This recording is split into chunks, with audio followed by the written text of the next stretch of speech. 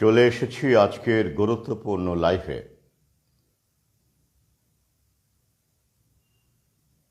আমার page restrict করা রয়েছে, অনেকেই নোটিফিকেশন পাবেন না। যারা পাচ্ছেন, আসতে পারছেন, তাদের উদ্দেশ্য করে বলছি, আপনারা এই পোস্টটি, এই লাইভটি যতটা সম্ভব ছড়িয়ে দেবেন, এবং লাইভের পরে আমি প্রাসঙ্গিক লিঙ্কগুলো সবই দিয়ে দেব ফেসবুকে।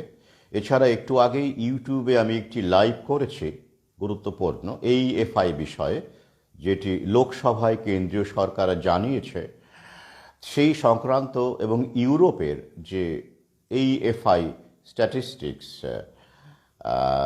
সেই সম্পর্কিত লিঙ্কগুলো আমি ফেসবুকেও দিয়ে দেব, পেজের নিচে দিয়ে দেব, এবং ইউটিউবেও দিয়ে দেব।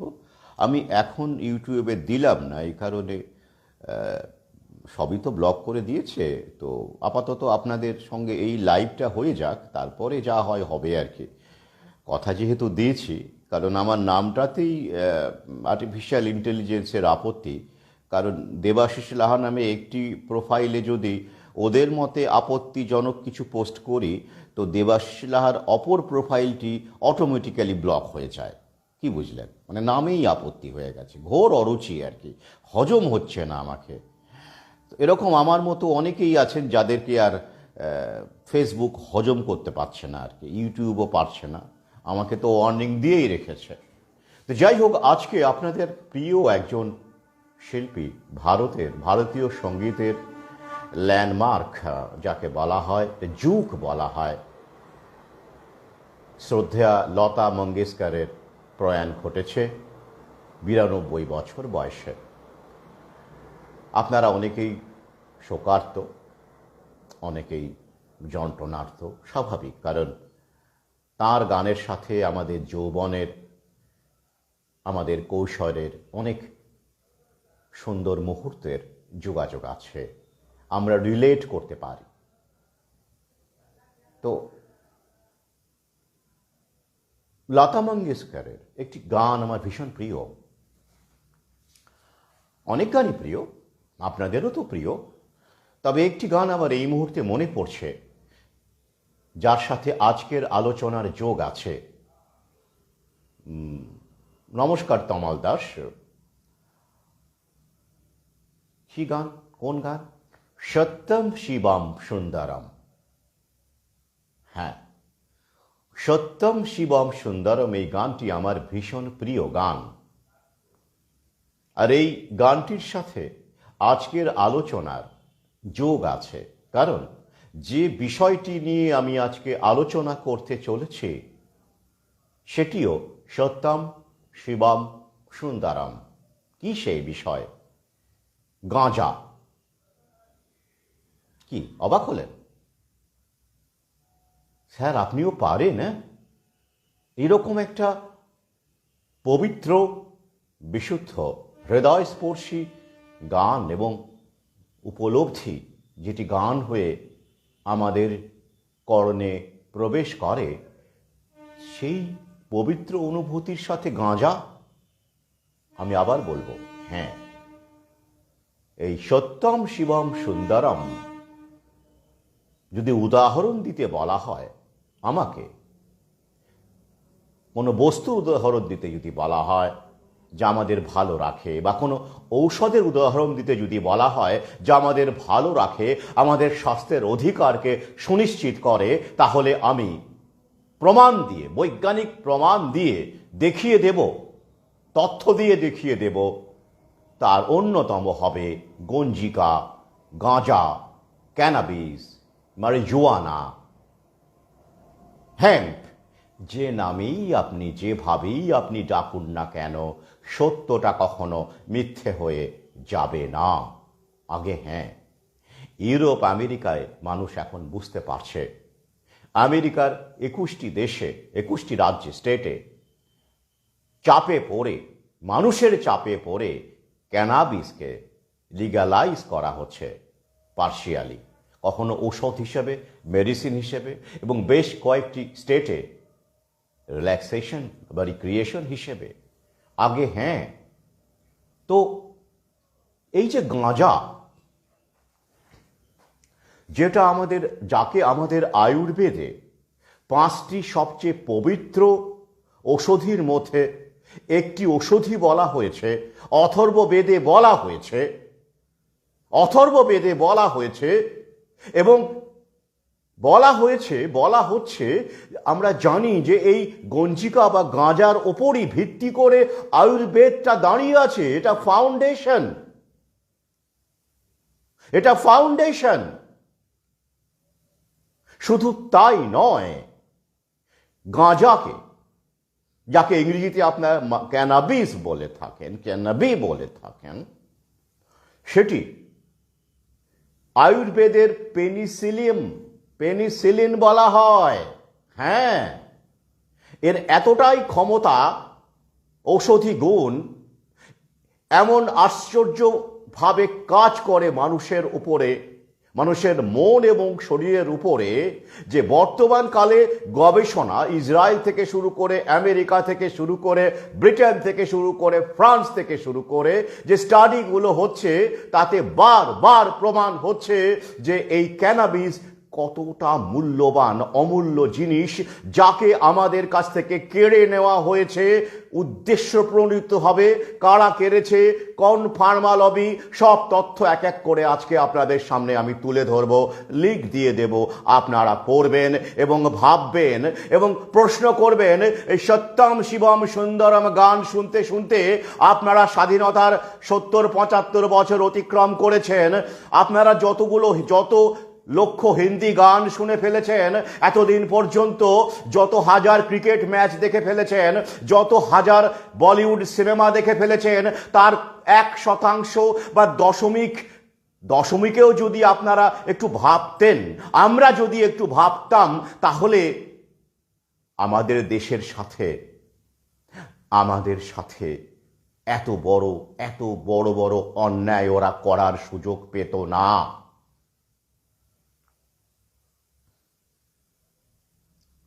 আমাকে যারা বলছেন যে স্যার আপনি সাবধানে থাকবেন, অনেক প্রিয়জন পরামর্শ দিচ্ছেন,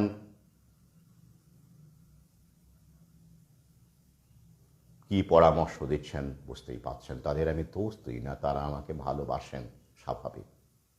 কিন্তু আমি যে কাজে নেমেছি, ওই যে একটা কথা আছে, মন্ত্রের সাধন অথবা শরীর পাতন, ডু অর ডাই, আমি সেই লক্ষ্যেই চলেছি। আমি অন্য কিছু ভাবছিই না। তো তার মধ্যে আজকের যে তথ্যমূলক তথ্য আপনাদের সামনে তুলে ধরব, আপনারা চমকে যাবেন, আপনারা ভাবতে বাধ্য হবেন কিভাবে, কেন আমাদের দেশে একে নিষিদ্ধ করা হলো, এর মধ্যে কি কি গুণ আছে। একটি গুণ আপাতত বলে দিই, তারপরে এক এক করে বলবো আপনাদের সামনে, তথ্য দিয়ে, লিঙ্ক দিয়ে দেব, যে ডায়াবেটিস থেকে ক্যান্সার, ওবেসিটি থেকে শুরু করে পেন কিলারের কাজ করা, মন ভালো রাখা, ডিপ্রেশনের বিরুদ্ধে লড়াই করার শক্তি, কয়েকটা মাত্র বললাম। ওয়েট লসও আছে, কয়েকটা মাত্র বললাম, টিপ অফ দ্য আইসবার্গ, এক এক করে বলবো। এই সমস্ত ক্ষমতা গাঁজার মধ্যে আছে। It can fight cancer, it can kill cancer cells. সবচেয়ে বড় কথা, সিগারেট খেলে আপনার ফুসফুসের ক্ষতি হয়, কিন্তু গবেষণা প্রমাণ করছে গাঁজা টানলে আপনার ফুসফুস ভালো হয়, সুস্থ থাকে, সতেজ হয়, চাঙ্গা হয় আগে। কিন্তু সমস্যা কি হয় বলুন তো? এটা লিগ্যালাইজ করলে মদের বিক্রিটা কমে যায়। মানুষ নিজের বাড়িতে টবে, যেটা আমেরিকার অনেক রাজ্যে, স্টেটে এখন দেওয়া হয়েছে, টবে গাঁজা গাছ লাগাতে পারছেন তারা, ক্যানাবি লাগাতে পারছেন তারা, এবং তার ফলে তাদের পরিসংখ্যান বদলে গেছে, অ্যালকোহলিজম কমে যাচ্ছে। পেন কিলার বিক্রি কমে যাচ্ছে উল্লেখযোগ্যভাবে। আমেরিকা, ইউরোপের বিভিন্ন দেশে, বিভিন্ন স্টেটে কমে যাচ্ছে পেন কিলারের বিক্রি, আর তাতে করে ফার্মা কোম্পানির মাথায় হাত পড়েছে। ক্যান্সার ট্রিটমেন্টেও ব্যবহার হচ্ছে গাঁজা, যদিও মেডিসিন হিসেবে আপনাকে বলবে না, ওরা মেডিসিনাল অ্যাপ্রুভাল হয়ে গেছে, ওরা গাঁজাকে কাজে লাগাচ্ছে নিজেদের স্বার্থে, ওষুধ করে ব্র্যান্ড করে ওরা বাজারে নিয়ে আসছে। আমেরিকায় বিলিয়ন বিলিয়ন ডলার ইন্ডাস্ট্রি এইভাবে চলছে। ডেটা দিয়ে দেব, তথ্য দিয়ে দেব।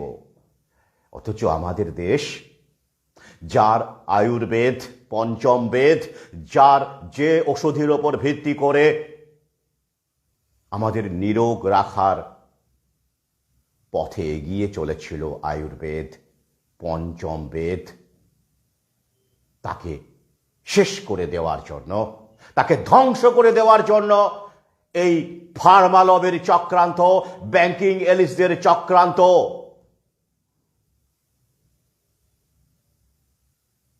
গাঁজার মধ্যে, যাকে ক্যানাবিস বলা হচ্ছে, দুটো গুরুত্বপূর্ণ যৌগ থাকে। এমনিতে আপনারা জানেন এর মধ্যে ফাইটোক্যানাবিনয়েডস থাকে, প্রায় 500টি যৌগ থাকে।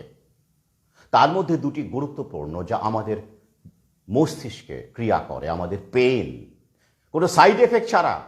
পেন কিলার খেলে আপনার সাইড এফেক্ট অবধারিত। তাই বারবার বলা হয়েছে, চিকিৎসকরাও বলে থাকেন, অবশ্যই সব চিকিৎসকেরা, ঘন ঘন পেন কিলার খাবেন না, অত্যন্ত জরুরি না হলে খাবেন না। কিন্তু ক্যানাবিসের ক্ষেত্রে তা নয়। এর মধ্যে সিবিডি, যাকে বলা হয় ক্যানাবিডিওল, হ্যাঁ, এবং আর কি টেট্রাহাইড্রো ক্যানাবিনয়েল, THC, এই দুটো গুরুত্বপূর্ণ যৌগ থাকে, যা আপনার পেন, শরীরের ব্যথা কমিয়ে দেয় কোনো রকম পার্শ্ব প্রতিক্রিয়া ছাড়া। তাই ইদানিংকালে এই চিকিৎসকরাই, মার্কিন চিকিৎসকরাই, ফার্মা লবির দালালরাই, তারা একে ব্যবহার করছেন কিভাবে জানেন? দিয়ে দেব তথ্য। কিভাবে ব্যবহার করছে জানেন? যে কেমোথেরাপি, আপনারা জানেন ক্যান্সারে যে মারাত্মক পেন হয়, যে যন্ত্রণা হয়, এবং কেমোথেরাপির ফলে যে সাইড এফেক্ট হয়, পার্শ্ব প্রতিক্রিয়া হয়, সেটা অনেক রোগী নিতেই পারেন না। তার ফলে ক্যান্সার ট্রিটমেন্ট, মানে ফার্মা লবির যে ক্যান্সার ট্রিটমেন্ট, সেটা নেওয়ার আগেই অনেকে মরে যান। তাই তারা এখন গাঁজা ব্যবহার করছেন, যাতে করে ওই পেন কিলিং, এই পেন ব্যাপারটাকে নেগোশিয়েট করা যায়। ক্যান্সারের যে পেন হয়, কেমোথেরাপির সত্ত্বেও যে পেন হতে থাকে, সেই পেনটাকে নেগোশিয়েট করার জন্য তারা গাঁজা থেকে তৈরি তাদের ব্র্যান্ডের ওষুধ ব্যবহার করছে। অথচ গাঁজার মধ্যেই ক্যান্সার সেল হত্যা করার ক্ষমতা আছে। হয়ে যাওয়ার পরেও, হ্যাঁ, ক্যান্সার শুরু হওয়ার পরেও তাকে, অর্থাৎ ক্যান্সার ট্রিটমেন্টের ক্ষেত্রে, শুশ্রূষার ক্ষেত্রেও গাঁজাকে ব্যবহার করা যায়। অথচ এটার অনুমতি দিলে ভাবুন তো, ক্যান্সার লবি, ফার্মা লবির কত বিলিয়ন ডলার ক্ষতি হবে। পেনকিলার তো ছেড়েই দিলাম, অ্যালকোহল লবির কথাই ধরুন। আসছি এক এক করে, তথ্য দিয়ে দেবো আপনাদেরকে।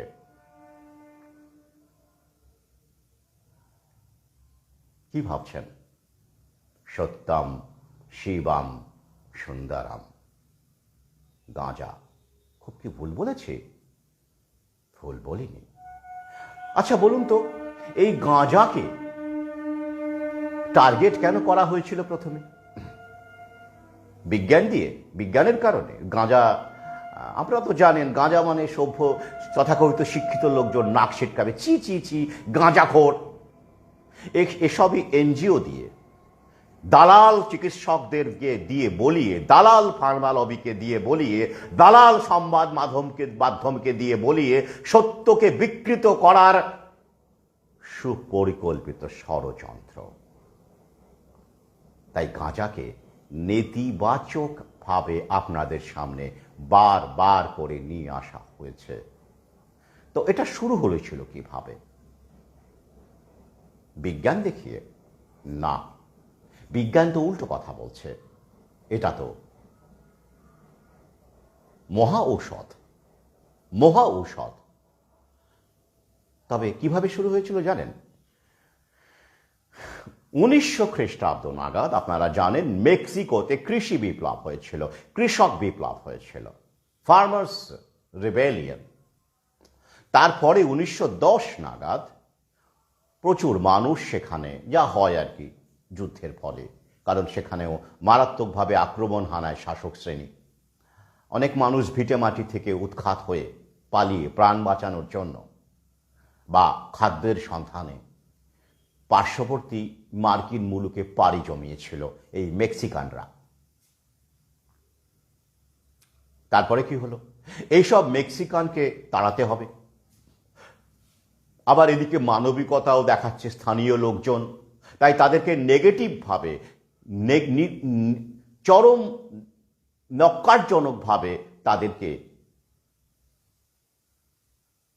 দাগিয়ে দিতে হবে ক্রিমিনাল হিসেবে, অবাঞ্ছিত হিসেবে, নোংরা হিসেবে, অভদ্র হিসেবে, অশিক্ষিত হিসেবে দাগিয়ে না দিলে তাদেরকে তাড়ানো অসুবিধে, ডিপোর্ট করতে হবে, তাড়াতে হবে। ঢুকে পড়েছে, তাড়াতে হবে। তাই কি হলো? সেই সময় ইউএস মিডিয়া এবং দালাল মিডিয়া তারা কি করলো? তারা এই মেক্সিকানদের মধ্যে পোশাক আশাক তো ভিন্ন ছিলই, এবং তারা কি করতো? মারিজুয়ানা, হ্যাঁ ওটা বিদেশি শব্দ, ইংরেজি শব্দ নয়, মারিহুয়ানা বলা হতো, সেটাই মারিজুয়ানা বলেন কেউ কেউ। তো সেইটা তারা স্মোক করতেন, হ্যাঁ গাঁজা তারা নিতেন। কি হিসেবে? শুশ্রূষার জন্য নিতেন আগে। হ্যাঁ, মেক্সিকানরা শুধু ভারত নয়, গোটা বিশ্ব জুড়ে হাজার হাজার বছর ধরে এই গাঁজাকে শুশ্রূষার জন্য, শরীর ভালো রাখার জন্য, মন ভালো রাখার জন্য, ফুসফুস ভালো রাখার জন্য, স্বাস্থ্য ভালো রাখার জন্য, ওবিসিটির সঙ্গে লড়াই করার জন্য, ডায়াবেটিসকে আটকে দেওয়ার জন্য ব্যবহার হয়েছে। রিসার্চ এখন হচ্ছে, তখন মানুষ তার পর্যবেক্ষণ দিয়ে বুঝেছে। তখন তো ফার্মা লবির ল্যাব ছিল না। ওই যে বললাম, wisdom is more powerful than knowledge. এই মেক্সিকানরা এটি এই ওষুধ হিসেবে ব্যবহার করত, রিল্যাক্সেশন হিসেবেও ব্যবহার করত, স্বাভাবিক। তো এটিকেই আবার আমেরিকানরা কিন্তু ক্যানাবিস গ্রহণ করত ওষুধের মাধ্যমে। হ্যাঁ, একই জিনিস, ওষুধের মাধ্যমে, মেডিসিনের মাধ্যমে গ্রহণ করত। কিন্তু ওই যে দেখতে ভালো লাগে না, ওই যে গাঁজা টানছে, কেমন এটা লাগে না? পোলকে দিয়ে টানতে হয়, চিচি চিচি চিচি চি, ওটাকে নেগেটিভ করে দাও, গালি গালাজ দিয়ে ভূত ভাগিয়ে দাও। এরা নোংরা, এরা দেশের ক্ষতি করছে, এরা ক্রিমিনাল, এরা মেক্সিকান।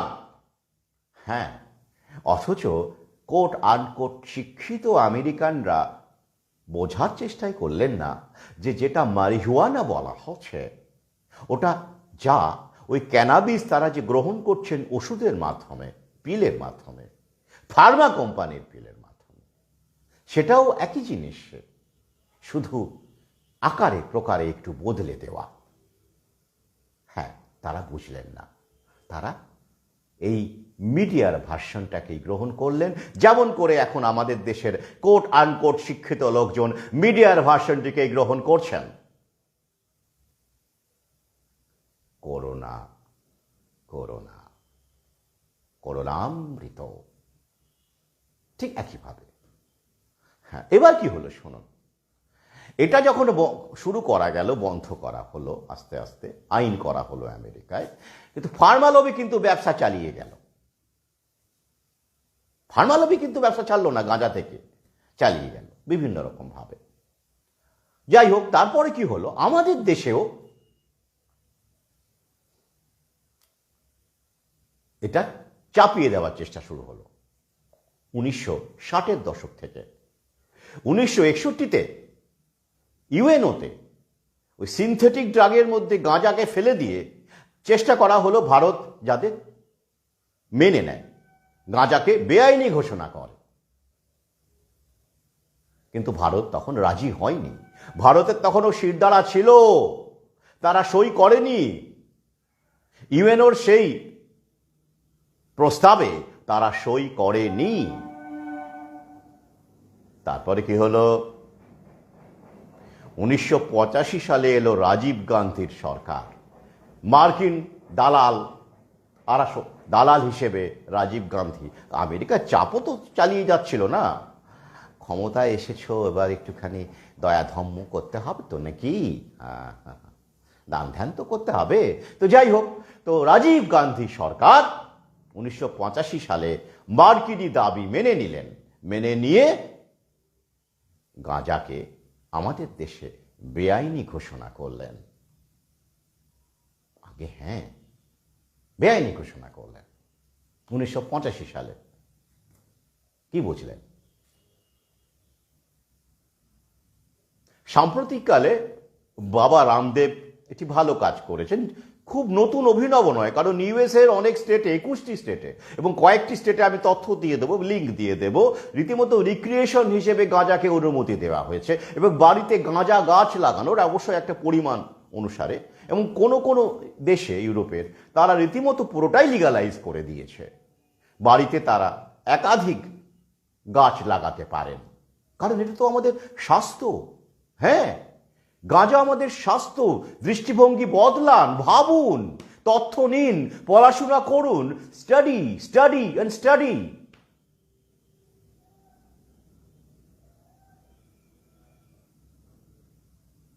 রামদেব দাবি করেছেন, তাকে আমি সমর্থন জানাই, গাঁজাকে ভারতবর্ষেও লিগ্যালাইজ করতে হবে, আইনসম্মত করতে হবে, দাবি তুলেছেন। আমি এই দাবিকে সমর্থন জানাচ্ছি। যে যেই রামদেব হোক, বামদেব হোক, কাংদেব হোক, যেই হোক না কেন, আমি আয়ুর্বেদিক চিকিৎসকদের কাছে আবেদন করব, এ ব্যাপারে আপনাদের কিন্তু বড় ভূমিকা আছে। কারণ আপনারা যে বিষয়টি পড়াশোনা করেন, যে বিষয়টি প্র্যাকটিস করেন, যে বিষয়টি অনুশীলন করেন, তাকে কিন্তু অন্ধ বানিয়ে রেখেছে। আপনারা নিশ্চয়ই জানেন, পড়াশোনা তো করেন, যে এই ক্যানাবিসের ঔষধি মূল্য কতটা গুরুত্বপূর্ণ। আপনারা প্রতিবাদ করবেন না, আপনারা দাবি জানাবেন না, আপনারা ডেপুটেশন দেবেন না, আপনারা চিঠি লিখবেন না। অথচ দুঃখের কথা কি জানেন, আমাদের আবার একটি মন্ত্রক আছে, আমাদের কোট আনকোট হিন্দুত্ববাদী সরকার, মানে দল যিনি যে সরকারে আছে, আয়ুষ মন্ত্রালয়ের মাধ্যমে আয়ুর্বেদের প্রসার করতে চাইছেন। অথচ পাশাপাশি ভ্যাকসিনের জন্য কি মারাত্মক রকমের চাপ দিচ্ছেন। জানি না আয়ুর্বেদে কোথায় ভ্যাকসিন উল্লেখ আছে, আমার জানা নেই, দরকারও নেই। এনে নিয়ে অনেক পড়াশোনা হয়েছে, রিসার্চ আছে, রবার্ট মেন্ডেলসনের নাম আমি আপনাদের বহুবার বলেছি। যাই হোক, এই বিষয়ে আমি এখন সেই বিতর্কে যাচ্ছি না। ভ্যাকসিন কতটা দরকার, কি কারণে দরকার, আদৌ দরকার কিনা। আজকের বিষয় গাঁজা, সত্যম শিবম সুন্দরম। তো যাই হোক, এবারে আমরা দেখব যে ভারতবর্ষে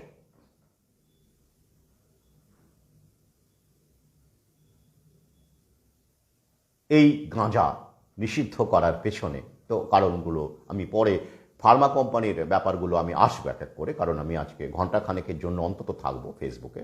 আপনারা প্রশ্ন করুন। ডক্টর রাজশ্রী দেখছেন, কেউ যদি প্রশ্ন করেন আমি প্রশ্ন নেব আপনাদের ফাঁকে ফাঁকে। তো যাই হোক, তো এবারে আপনাদেরকে আমি বলে এই তথ্যটা দিই, যেটা বললাম যে ফার্মা কোম্পানি কিভাবে কি করছে। আমাদের দেশের তথ্যও দেবো আপনাদের, আমি লিঙ্কগুলো দিয়ে দেব।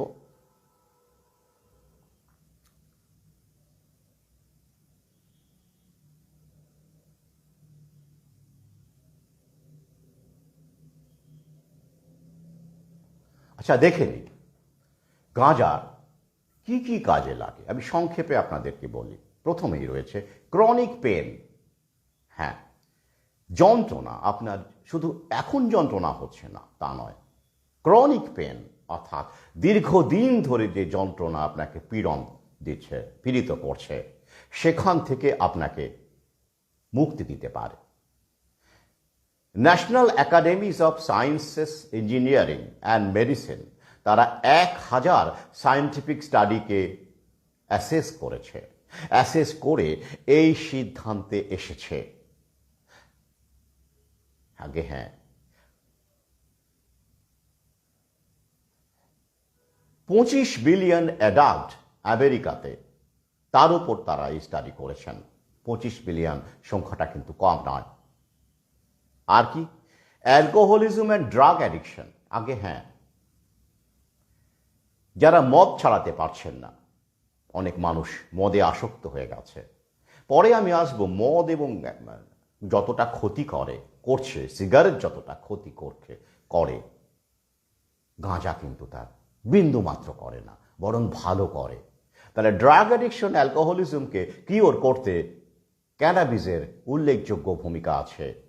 এছাড়া কি, depression, post traumatic stress disorder and social anxiety, মনের অর্থাৎ মানসিক হতাশা, ফ্রাস্ট্রেশন, ডিপ্রেশন, স্ট্রেস, অ্যাংজাইটি, এসবের বিরুদ্ধে কার্যকরী ক্যানাবিস।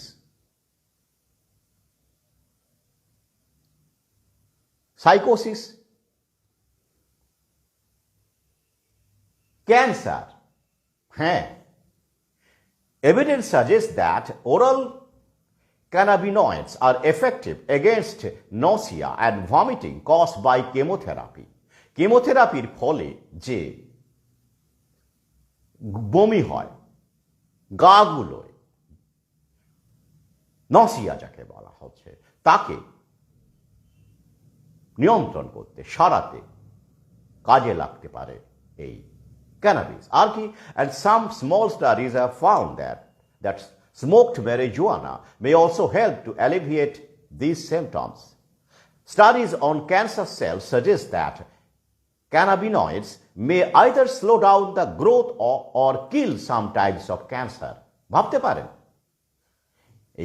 এই ক্যানাবিনয়েডস যেটা গাঁজার মধ্যে থাকে, তাই তার নাম ক্যানাবি, সেটি ক্যান্সারের বেড়ে যাওয়াকে শুধু আটকায় না, মানে গ্রোথকে শুধু আটকায় তা নয়, ক্যান্সার সেলকে হত্যা করতে পারে, কিল করতে পারে।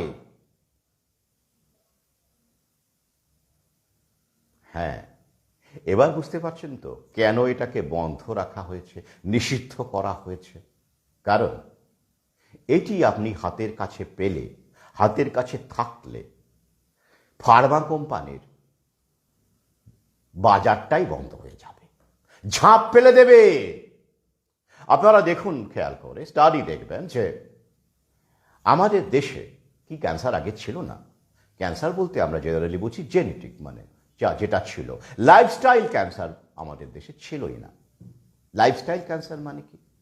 এটা লাইফস্টাইল উপর নির্ভর করে, আপনার জীবনযাপন, আপনি কেমিক্যাল, রসায়ন কতটা ব্যবহার করছেন, আপনি কি কি ড্রাগ নিচ্ছেন, ট্রিটমেন্ট প্রোটোকলের কবলে পড়ছেন, কি খাচ্ছেন, এসবই লাইফস্টাইল।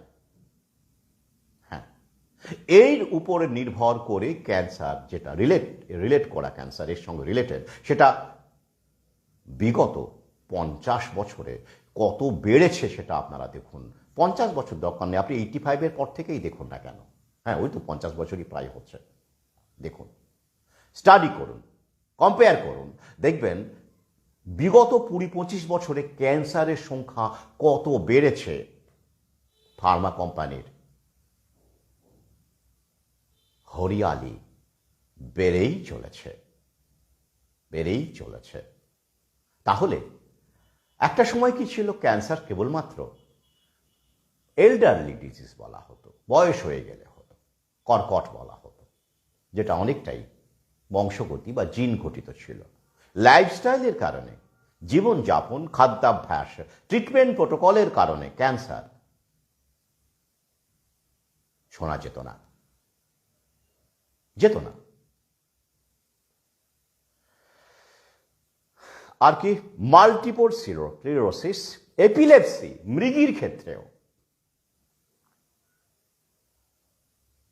মৃগীর ক্ষেত্রের উপকারিতা রয়েছে গাঁজার। কিভাবে আছে আমি তথ্য দিয়ে দেব।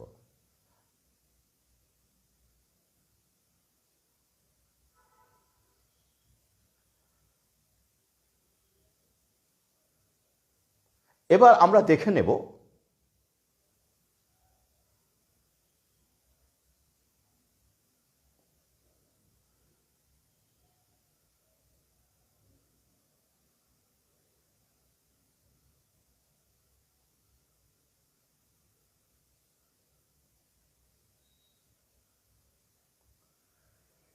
এবার আমরা আপনাদের সামনে আমি নিয়ে আসছি কিছু তথ্য। ইসরায়েল থেকে শুরু করে বিভিন্ন দেশের গবেষণাপত্রগুলো আমি আপনাদের সামনে তুলে ধরব কিছুদিনের, আমি লিঙ্ক দিয়ে দেবো, সবটা এখানে আলোচনা করা যাচ্ছে না।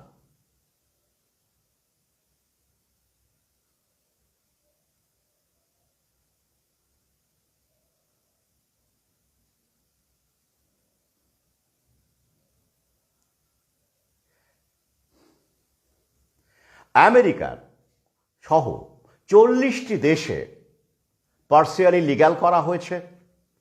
আমেরিকার 27টি দেশে মেডিসিনাল পারপাসে গাঁজা অ্যালাউ করা হয়েছে 27টি স্টেটে, আর 11টি স্টেটে তার সঙ্গে রিল্যাক্সেশন অর্থাৎ আনন্দের জন্য,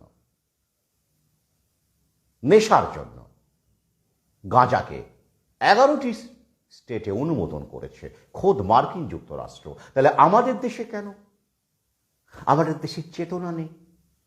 মানুষ যেমন করে করুণামৃতকে বিশ্বাস করে তেমন করেই মনে করে গাঁজা খারাপ জিনিস, মন্দ জিনিস, অশিক্ষিত অভদ্র লোক খায়। কিন্তু ওখানে তা মানুষ করে না। মানুষ পড়াশোনা করে, স্টাডি করে, রিসার্চ করে, তারা সরকারকে চাপ দেয়, আর চাপের নাম বাপ। হ্যাঁ, চাপের নাম বাপ। এবার দেখুন, আমেরিকা তো আগে থেকেই আমি বলেছি নাগরিকদের জন্য সাম্প্রতিককালে এটা অ্যালাউ করলেও, এই যে রিল্যাক্সেশন অ্যালাউ করেছে, চাপে পড়ে করেছে, এগুলো সাম্প্রতিক ঘটনা। এখনো অ্যারিজোনায় লড়াই চলছে, আসছি, অ্যারিজোনা এখনো সিদ্ধান্ত নেয়নি। অ্যারিজোনায় ফার্মা লবি কি লড়াই চালাচ্ছে সেটাও আমি আপনাদের সামনে তুলে ধরব। তাহলে আমেরিকাতে 2020 সালের হিসেবে বলছি আমি আপনাদের, 2020 সালের হিসেবেই $44 বিলিয়ন উপার্জন করেছে ফার্মা লবি। কিভাবে? এই গাঁজা থেকে তৈরি ওষুধ বানিয়ে। আগে হ্যাঁ, এই গাঁজা থেকে তৈরি ওষুধ বানিয়ে, কিন্তু সমস্যাটা কি জানেন? গাঁজা থেকে আপনি সরাসরি যে বেনিফিটটা পাবেন, ওরা তো কিওর করবে না আপনাকে। ওষুধটা বানাচ্ছে গাঁজা থেকে, ঠিক আছে, কিন্তু তারা পার্শ্ব প্রতিক্রিয়ার জন্য এক্সট্রা হেন তেন যোগ করে দেবেন। কারণ আপনি সুস্থ হয়ে গেলে তো আপনি পরের বারে আর ওষুধটা খাবেন না, ডাক্তারের কাছে যাবেন না। কি মুশকিল, রেকারিং এক্সপেন্ডিচার তো করাতে হবে। তাই আবার ভাববেন না যে গাঁজা থেকে এইসব ওষুধ বানাচ্ছে মানে দারুণ বিশুদ্ধ ওষুধ। না না না, আপনাকে কিওর করার উদ্দেশ্য ওদের নেই, সাময়িকভাবে আপনাকে রিলিফ দেবে। কিন্তু আপনি যদি গাছটি নিজের কাছে পেতেন, এবং যেভাবে আমাদের দেশে যুগ যুগ ধরে ভাঙের মধ্যেও নেওয়া হয়েছে, আপনারা জানেন ভাঙও গাঁজার পাতা থেকে হয়। কি খারাপ লাগছে না শুনতে? ভাঙ, ছি ছি ছি ছি, অশিক্ষিত অভদ্ররা খায়। তাহলে পুজোর সময় শিবের বলুন, যাই বলুন না কেন, অনুষ্ঠানে উৎসবে মহিলারাও ভাঙ খেত। জানেন কি, রাজবংশের মহিলাদের মধ্যেও প্রচলন ছিল। কেন ছিল? প্রশ্ন করবেন না? এই কারণে ছিল। আর ওরা আমাদের দেশে যেটা স্বাভাবিকভাবেই ফলন হয়, লুকিয়ে চড়িয়ে অনেকেই ফলন করে, লুকিয়ে চড়িয়ে অনেকেই কেনে, কিন্তু সেটা লুকিয়ে চুরিয়ে করতে হয়, সাধারণ মানুষের কাছে পৌঁছয় না এর বেনিফিট। তো $44 বিলিয়ন শুধু 2020তেই আমেরিকা বাজার থেকে তুলে নিয়েছে, উপার্জন করেছে। এবার আসুন, আমেরিকার তথ্য আছে, আমি দিয়ে দেব আপনাদের। যেসব রাজ্যে, স্টেটে লিগ্যালাইজ করা হয়েছে, পুরোপুরি নয়, পার্শিয়ালি লিগ্যালাইজ, সেখানে আমরা দেখতে পাচ্ছি মদের কেনা, মানে মদের বিক্রি 15% কমে গেছে। এর মধ্যেই সাম্প্রতিক হিসেব বলছে বেশি দিন এগুলো হয়নি। এই লড়াইটা, প্রকৃতির কাছে ফিরিয়ে দেওয়ার লড়াইটা, এবং তার যে আইন কানুন যেটা এখন ইউরোপ আমেরিকা চাপে পড়ে করছে, আপনারা জানেন, অমৃতের বিরুদ্ধে লড়াই, ভ্যাকসিন বিরোধী লড়াই তার মধ্যে অন্যতম। এটা খুব বেশি দিনের ঘটনা নয়, কিন্তু এই এই লিগালাইজেশন যেটা গাঁজাকে নিয়ে হচ্ছে আমেরিকায়, অ্যারিজোনায় এখনো লড়াই চলছে, বলবো আপনাদের। তাহলে 15% অ্যালকোহলের বিক্রি কমে গেছে, মদের বিক্রি। এবার বলুন তাহলে মদের যে যারা বানায় কর্পোরেট তো আগে, হ্যাঁ ফরেন লিকার। তাই দেখবেন দেশি মদ আপনি যতই বিশুদ্ধ করে বানান, বিশেষ করে হাঁড়িয়া চলাই বলে দাগিয়ে দিয়ে ফেলা দেবে, বাবা ওতে করে তো ওদের ভাববেন না যে ওগুলো খুব স্বাস্থ্যের পক্ষে হানিকর বলে ওগুলোকে ভেঙে দেওয়া হয় আগে, না না না না না, ওদের ব্যবসাটা খারাপ হবে বলে ভেঙে দেওয়া হয় আগে। হ্যাঁ একটু ব্যাপার থাকে না, মানে ধরুন আপনি হাঁড়িয়া খাচ্ছেন, হাঁড়িয়ার তো উপকার আছে, আপনি জানেন তো হাঁড়িয়া কিভাবে তৈরি হয়, যারা পড়াশোনা করেন তারা জানেন। হ্যাঁ বিভিন্ন অঞ্চলে তাদের দেশি একটা মত, যেমন আমি নিজে দেখেছি ফ্রান্সে গিয়ে, বার্জোলসে আমি ছিলাম দীর্ঘদিন, সেখানে আমি দেখেছি পোস্ত থেকে, মৌরি থেকে অ্যানিসিড বলে একটি দেশি মদ তৈরি হয় মৌরি থেকে। হ্যাঁ আবার আমাদের দেশে দেখবেন চাল থেকে হয় হাঁড়িয়া, তার সঙ্গে কিছু হার্বস থাকে আপনারা জানেন, বড়ির আকারে দেওয়া হয়, শরীরের পক্ষে অত্যন্ত ভালো, আমি বহুবার খেয়েছি। মহুয়া বহুবার খেয়েছে। তো এইগুলোকে টার্গেট করা হয় কেন বলুন তো? মহুয়াও দেখবেন নিষিদ্ধ, আপনি পারবেন নিয়ে আসতে পারবেন না, ঝামেলা আছে। কেন? এই মদের বিক্রিটা বাড়াতে হবে, কর্পোরেট মদের বিক্রিটা বাড়াতে হবে। এই কারণে মানুষকে, কদিন পরে শুনবেন তুলসী গাছকেও যদি ওরা বন্ধ করে দেয়, নিষিদ্ধ করে দেয়, আপনি অবাক হবেন না। যদি আপনি এখন থেকে সজাগ না হন, লড়াই না করেন, আসল কারণগুলো বোঝার চেষ্টা না করেন, সমস্ত কিছুকে মিডিয়ার ভার্সনটাকে সত্যি বলে মনে করেন, তাহলে কিন্তু আপনি নিজের কবর নিজে খুঁড়ছেন। মেইনস্ট্রিম মিডিয়া থেকে বেরিয়ে পড়াশোনা করুন। হ্যাঁ উত্তরবঙ্গে আমি ডুয়ার্সে ছান বলে একটা দেশি লিকার খেলাম, খুব ভালো লেগেছে। আপনারা জানেন স্বাভাবিকভাবে যে আমি নেশা করি না, কিন্তু আমার কৌতূহল থাকে। আমি ইউরোপে গিয়েও বিভিন্ন রকম, আমি তথাকথিত ব্র্যান্ডেড কনিয়াক বা শ্যাম্পেনের চাইতে, হ্যাঁ সেসব খেয়েছি। ফ্রান্সে গেছি, শ্যাম্পেন খাবো না, কনিয়াক খাবো না, সেটা তো হয় না। টেস্ট নিয়েছি, কিন্তু আমার সবচেয়ে বেশি খোঁজ ছিল দেশি ভ্যারাইটিগুলোর ওপরে, ব্যাপারগুলো জানার বিষয়, জানতে চেয়েছি। অ্যানিসিড যেমন পেয়েছি, আমার এসব বিষয়েও বিভিন্ন তথ্য, মানে অবশ্যই চরিত্রগুলোর মধ্য দিয়েই ফুটিয়ে তুলেছি, উপন্যাস তো আর প্রবন্ধ হয় না, তো সেখানেও এই বিষয়গুলো এসেছে। ইউরোপের এই সব মদ, অ্যানিসিড থেকে শুরু করে নরওয়ের একটি মদ আছে, লিকার, যেটা বহুদিন ধরে চলছে, এটাকে অ্যাকোয়াভিট বলা হয়, ওটাও ওদেশের হোমমেড বলতে পারেন। তো তাহলে এই কর্পোরেট মদের ব্যবসা 15% কমে গেছে আমেরিকায়। আর কি আছে? তথ্যে বলা যাচ্ছে, দেখা যাচ্ছে, স্টাডিতে দেখা যাচ্ছে, মারিজুয়ানা 114 গুণ কম ক্ষতিকর অ্যালকোহল এবং সিগারেটের চাইতে। ধরুন কেউ আসক্ত হলো, অতিরিক্ত জিনিস তো ক্ষতি করে, স্বাভাবিক। আপনি যদি দুধও বেশি খান, দিনরাত দুধ খান বা দিনরাত জল খান, ওয়াটার ইজ তো লাইফ, ওয়াটার ইজ লাইফ আমরা জানি, কিন্তু সব কিছুরই একটা মাত্রা আছে। এবার আপনি যদি অত্যধিক জল খেতে থাকেন, অত্যধিক দুধ খেতে থাকেন, সেটাও ক্ষতিকারক। তো সেরকম অত্যধিক যদি আপনি গাঁজায় খেতে থাকেন, সেটাও তো ক্ষতি করবে স্বাভাবিকভাবেই, কিন্তু সেটা কত ক্ষতি করবে? ধরুন আপনি নেশা গাঁজাখোর হয়ে গেলেন, যেমন করে মদখোর আছে, মদখোর তো আছেই, সিগারেট খোরও আছে।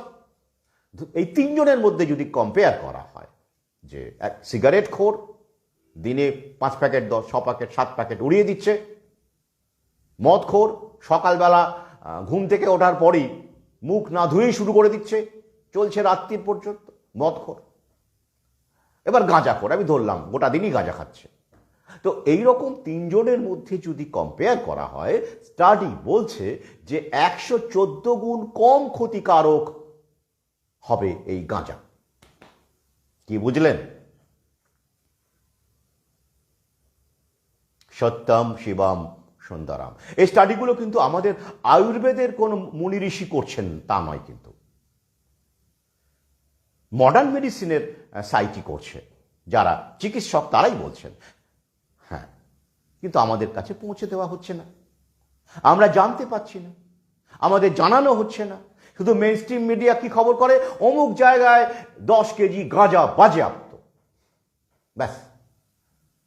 বাবা, বাঁচা গেছে। ছি ছি, কি হারে গাঁজাখোর বাড়ছে দেশে, তাই নয় কি? তাহলে এবারে আসি, কোন ফার্মা কোম্পানি, কারা? এটা গার্জিয়ান পত্রিকা থেকে আমি আপনাদের দেব। হ্যাঁ, গার্জিয়ান, যেটাকে ইন্ডিপেন্ডেন্ট পত্রিকা হিসেবে দেখা হয় গোটা বিশ্বে, কারণ এরা কোনো কর্পোরেটের দ্বারা ফান্ডেড নয়, এরা পাঠকের দ্বারা ফান্ডেড। আগে হ্যাঁ, পাঠক ফান্ডেড, রিডার্সরা কন্ট্রিবিউট করে এবং তারা আবেদন রাখেন, পরিষ্কার বলেন যে আমাদেরকে বেঁচে থাকতে গেলে, টিকে থাকতে গেলে আমাদের তো সাংবাদিক রাখতে হয়, আমাদের তো দৌড়তে হয় এখানে সেখানে। তো এরা অনুরোধ করেন যে আপনারা সাবস্ক্রাইব করুন বা $2-1 ডোনেশন করুন। গার্জিয়ান পত্রিকা এইভাবেই চলে, কারণ কর্পোরেটের আপনি যেমন এই যে এখন যে মিডিয়াগুলোকে দেখতে পাচ্ছেন, দালাল মিডিয়া, এরা তো কর্পোরেট পোষে না, ফ্যাক্ট চেকিং পর্যন্ত করে দেবে আপনাকে পয়সা দিলে, তাই না? তো গার্জিয়ান একটু অন্যরকম, ওই জন্যই আপনাদের তথ্যটা দিলাম। আপনারা হয়তো কেউ কেউ জানেন, কেউ কেউ জানেন না। তো সেখানে আর্টিকেলটার নাম কি বলছে, inside big farmers fight to block recreational marijuana. আগে হ্যাঁ, কোথায় এটা? গোটা বিশ্বের চিত্র। খবরটা আমি একটুখানি পড়ছি।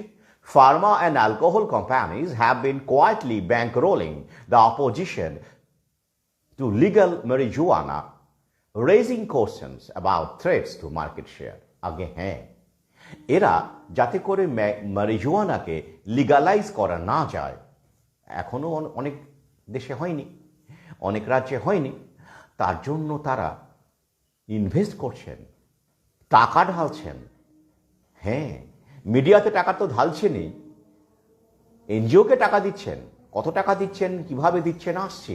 কেন না, এটা লিগালাইজ হলে তাদের market share, alcohol company, Pharma company, দুজনেরই মার্কেট শেয়ার কমে যাবে, পড়ে যাবে।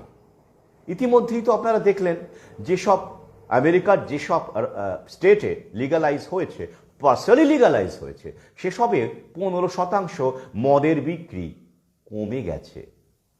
হ্যাঁ, একটুখানি পড়ি আপনাদের জন্য, আমি বাংলা করে দেবো, কোনো সমস্যা নেই, যারা বুঝতে সমস্যা হয়। আমি বারবার বলেছি, ভাষার বাধা নয়, যদি আপনি নিজের মগজকে সক্রিয় রাখেন। এই যে আমাদের দেশে এতদিন ধরে, হাজার হাজার বছর ধরে গাঁজার প্রচলন ছিল, মুনি ঋষিরা গাঁজা খেতেন। হ্যাঁ, এবং আমাদের শিব, দেবাদিদেব মহাদেব, তাকে তো আপনারা হাস্যকর একটি বস্তুতে পরিণত করেছেন মিডিয়া। একবার প্রশ্ন করেন না, এই দেবাদিদেব মহাদেবকে কেন গাঁজার সঙ্গে রিলেট করা হয়েছে? তিনি তো দেবাদিদেব, কারণ এই গঞ্জিকা, এই গাঁজা মহা ঔষধ, তাই তার মাধ্যমেই তার প্রকাশ ঘটানো হয়েছে, প্রতিফলন ঘটানো হয়েছে, যাতে করে আপনারা শিখতে পারেন যে দেবাদিদেব মহাদেব যেটি গ্রহণ করেন এবং অনন্ত যৌবনের অধিকারী হন। হ্যাঁ, গাঁজার মধ্যে বন্ধ্যাত্ব দূর করার ক্ষমতা আছে, ইম্পোর্টেন্স দূর করার ক্ষমতা আছে গাঁজার মধ্যে। হ্যাঁ, শিব কিসের প্রতীক ভাবুন, ভাববেন না? তো মহাদেবের সঙ্গে কেন গাঁজাকে রাখা হয়েছে? যাতে আপনারা শেখেন, উপলব্ধি করেন এটা কতটা গুরুত্বপূর্ণ যে দেবতাও একে গ্রহণ করে। দেবাদিদেব যাকে গ্রহণ করেন সেটি তো মহা ঔষধ। এই বার্তা পৌঁছে দেওয়ার জন্যই আমাদের শাস্ত্রে এই রিলেশন অ্যাসোসিয়েশনটাকে উল্লেখ করা হয়েছে, আর আপনারা সেটাকে নিয়ে ব্যঙ্গ করেছেন, মজা উড়িয়েছেন, হাসি হেসে কুটুপুটি হয়েছেন, আর ফার্মা কোম্পানির অনুগ্রহ লাভ করেছেন। তারপর বিছানা, তারপর নার্সিং হোম, তারপর ভেন্টিলেটর। আর যখন ভেন্টিলেটরে গেছেন তখন অবশ্য আপনার মনে পড়েছে এদের কথা, দেবাদিদেব মহাদেবের কথা, বাঁচাও বাঁচাও আমার সন্তানকে, বাঁচাও আমার বাবাকে, বাঁচাও। তখন দালাল চিকিৎসকও হাত তুলে বলেছেন, আমার হাতে কিছু নেই, ভগবানকে ডাকুন। আরে দাদা, আরে মশাই, আরে শিক্ষিত ভদ্রলোক, আপনারা যারা শুনছেন, আপনারা ইতিমধ্যেই সচেতন, আমি আপনাদের বলছি না, অনেকের কাছেই তো পৌঁছয়, তো তাদের উদ্দেশ্য করে বলছি। তো এই যে ভগবানকে ডাকছেন আপনারা শেষ মুহূর্তে, সেই ডাকাটা যদি আগে ডাকতেন,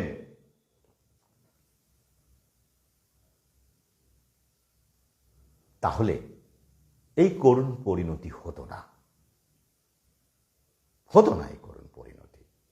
আপনারা শিক্ষাটা নেননি, প্রতীকটা বোঝেননি। কেন কেন করা হলো, দেবাদিদেবকে কেন রিলেট করা হলো এর সাথে, আপনারা প্রশ্নই করেননি।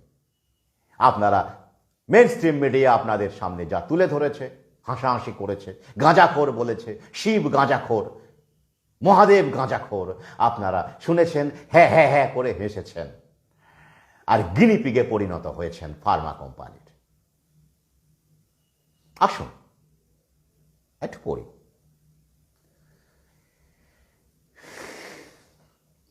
তারা মিডিয়াকে পয়সা দিয়ে কি করছে দেখুন, তারা বিজ্ঞাপন তৈরি করছে, মিউজিক বানাচ্ছে, গান বানাচ্ছে গাঁজার বিরুদ্ধে, যাতে লিগালাইজেশন না হয়। কি?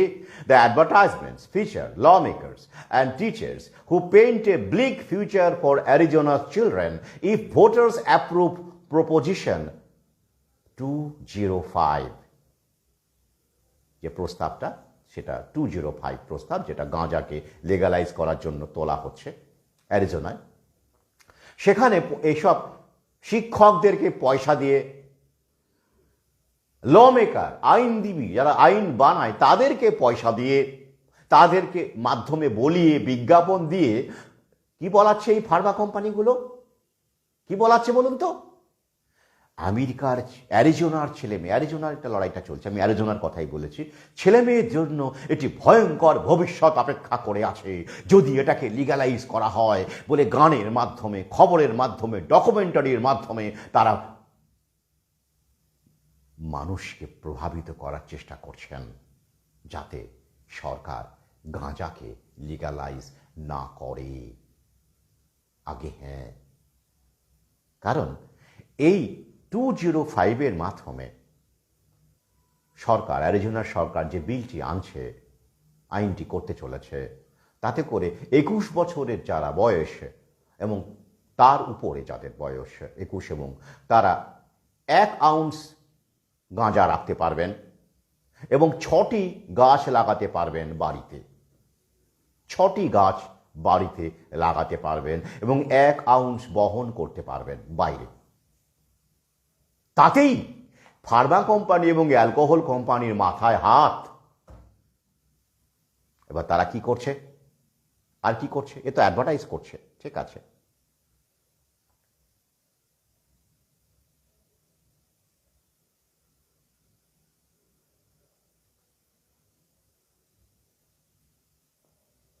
কি করছে? ফার্মাসিউটিক্যাল কোম্পানি এনসিস থেরাপিউটিক্স, হ্যাঁ, তারা এই উদ্দেশ্যে শিশুদের নিরাপত্তা হবে, মানে মানুষের নিরাপত্তার জন্য, মানবতার জন্য এই অ্যান্টি ক্যানাবি লবিকে, মানে যারা, যাতে করে আইন না করা হয়, সেই উদ্দেশ্যে একক দশক শতক হাজার অযুত লক্ষ $5 লক্ষ ডোনেশন দিয়েছে, কন্ট্রিবিউট করেছে $5 লক্ষ। শুধু একটা কোম্পানি, এনসিস থেরাপিউটিক্স। এবার বুঝুন, বাকি ফার্মা কোম্পানিগুলো কি বসে আছে? তারা কি চাইবে আমাদের দেশে? যদি না জনজাগরণ হয়, ভাবা যায় কত বড় মার্কেট 140 কোটির দেশে, কত বড় market. Can you imagine what a huge market it is? They will never do it. Our lawmakers will be purchased by them, by these almighty pharmaceuticals. হ্যাঁ, আরো আছে। কারণ কি? এরা একটা পেন কিলার বানায়। এবার গাঁজা লিগালাইজ হয়ে গেলে তো পেন কিলারের বিক্রি কমে যাবে। হ্যাঁ, পেন কিলারটার নাম কি? আমি একটি মাত্র সাবসিস বলে একটি প্রেসক্রিপশন পেন কিলার। আগে হ্যাঁ, ডাক্তাররা এটাকে রেগুলার বেসিসে প্রেসক্রিপশন করে থাকে। হ্যাঁ, তো সেটা তারা বানায়। এবার বুঝুন, তাহলে গাঁজা লিগালাইজ হলে এদের মাথায় হাত, এই পেন কিলারটা বিক্রি হবে না, কমে যাবে বিক্রি অন্তত। বুঝতে পারছেন তো? মাথাটা খুলছে, মগজটা খুলছে, খুলবে। আমি যতদিন আছি আমি খোলার চেষ্টা করে যাব। এটাই আমার কাজ, এটাই আমার লড়াই।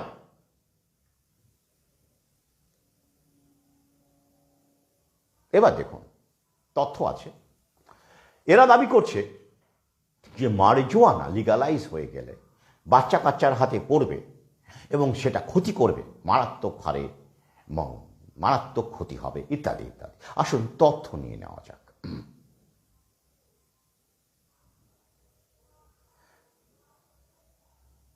যেসব রাজ্যে, কলোরাডো, এখানে কলোরাডোর কথা বলা, উদাহরণ দেওয়া হয়েছে, যেখানে কয়েক বছর হলো এটি লিগালাইজ হয়েছে, সেখানে দেখা যাচ্ছে যে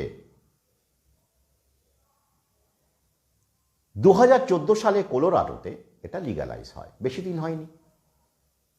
সেখানে দেখা যাচ্ছে যে 1 লক্ষ শিশু প্রতি ইনটক্সিকেশন মানে নেশা বলা হচ্ছে, নেশার কারণে এমার্জেন্সি রুমে আসতে হয়েছে। নেশার কারণে এমার্জেন্সি মানে হাসপাতালের এমার্জেন্সিতে আসতে হয়েছে বা চিকিৎসা নিতে হয়েছে এমন সংখ্যা, মানে মারিজুয়ানাতে নেশার কারণে বা ইনটক্সিকেশনের কারণে আসতে হয়েছে 1 লক্ষ শিশুর মধ্যে 2.3 জনকে। হ্যাঁ, 2014 সালে লিগালাইজ করার পরে, মানে এই 8 বছরে 2.3। আর তার আগে যখন লিগালাইজ হয়নি তখন তো লিগালাইজ ছিল না, তবুও গোপনে গোপনে হয়তো কেউ নিত। তখন কত শতাংশ শিশু এসেছিল এই ইনটক্সিকেশনের কারণে এমার্জেন্সিতে আসতে হয়েছিল? তথ্য এখানে বলছে 1 লক্ষ পিছু 1.2। তার মানে কত বাড়লো? 1% বাড়লো। 1 লক্ষে 1% বলা যাবে না, মানে আগে যেটা 1 লক্ষে 2.3 ছিল, মানে 2.3 হয়েছে যেটা এখন, সেটা লিগালাইজেশনের আগে ছিল 1 লক্ষে 1.2। খুব কিছু বাড়লো, 1, তাই তো? এবার দেখুন, পাশাপাশি তথ্য দেওয়া আছে ফার্মাসিউটিক্যাল ওষুধপত্র যেগুলো বাড়িতে রাখা হয়, বাবা মা রাখে, এবং পেন কিলার বিশেষ করে, বা এই ধরনের ওষুধ বাড়িতে যা বাবা মা রাখে, হয়তো অসাবধানে রেখেছে বা হাতের মধ্যে পেয়ে গেছে, সেগুলো খেয়ে কলোরাডোতে, এখানে কলোরাডোর হিসেব, 1 লক্ষ শিশুর মধ্যে 318 জন শিশু, 1 লক্ষে 318 জন শিশুকে মেডিকেল এমার্জেন্সিতে আসতে হয়েছে ফার্মাসিউটিক্যাল কোম্পানির ওষুধ খেয়ে ফেলে। কি বুঝলেন? 1 লক্ষে 318 আর 1 লক্ষে 2.3। তাহলে কোনটা বেশি বিপজ্জনক? আর মারিজুয়ানা লিগালাইজেশন তো ছেলেপেলে যারা নিয়েছে তারা তো কনসাসলি নিয়েছে, তাই তো? তাতেও তো এই অবস্থা, মাত্র 2.3 লক্ষে। আর এখানে ফার্মাসিউটিক্যাল ওষুধপত্র খেয়ে ফেলে সজ্ঞানে বা অজ্ঞানে ওভারডোজ হয়ে গিয়ে 1,318,000 জন শিশুকে এমার্জেন্সিতে আসতে হচ্ছে।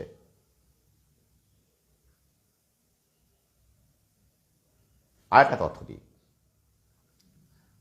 নার্কোটিক পেনকিলার খাওয়ার ফলে কি হয়েছে দেখা যাচ্ছে যে তার ফলে হসপিটালে পেনকিলার খাওয়ার ফলে, নার্কোটিক পেনকিলার মানে কি দেখবেন তো, অনেক পেনকিলার দিয়ে নেশার কাজে ব্যবহার করা হয়, যেগুলো ফার্মা কোম্পানি বানায়, দেখবেন নেশার কাজে ব্যবহার করা হয়। অনেক কিছুই আছে আপনারা জানেন, ফার্মাসিউটিক্যাল ওষুধ পেনকিলার, অথচ নেশার কাজে ব্যবহার করা হয়, সেখানে নার্কোটিক, সেগুলোকে বলা হচ্ছে নার্কোটিক পেনকিলার। সেটা খেয়ে 2004 থেকে 2011-তে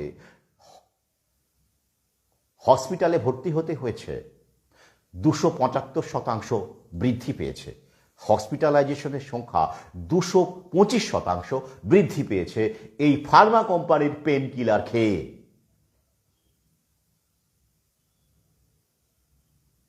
2004 থেকে 2011-র মধ্যে 225% হসপিটালাইজড হয়েছে ফার্মা কোম্পানির পেনকিলার খাওয়ার ফলে। তাহলে তথ্য কি বলছে? বিপজ্জনক কোনটা, গাঁজা, মারিজুয়ানা, না এই ফার্মা কোম্পানির কোট আনকোট ওষুধ? আমি তো এগুলোকে বিষ বলে ডাকি।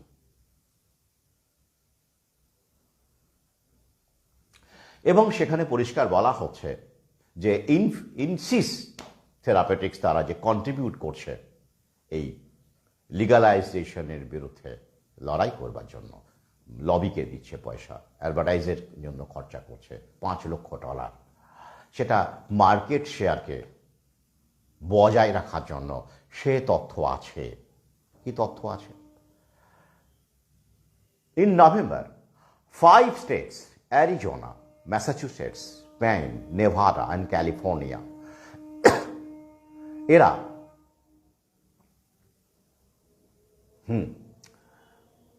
লিগালাইজ করার পথে হাঁটছে, এগোচ্ছে। অ্যারিজোনা তো আছেই। তার ফলে কি ইতিমধ্যেই 25খানা স্টেট তারা পারমিট দিয়ে দিয়েছে, মেডিসিনাল ইউজের তো দিয়ে দিয়েছে, রিক্রিয়েশনাল ইউজের জন্য 11টা স্টেট দিয়ে দিয়েছে। তাহলে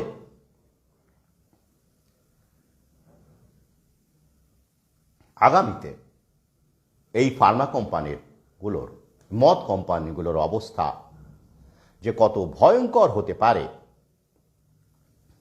সেটা আপনারা বুঝতেই পারছেন। এখানে অ্যালকোহল কোম্পানিরও ডেটা রয়েছে,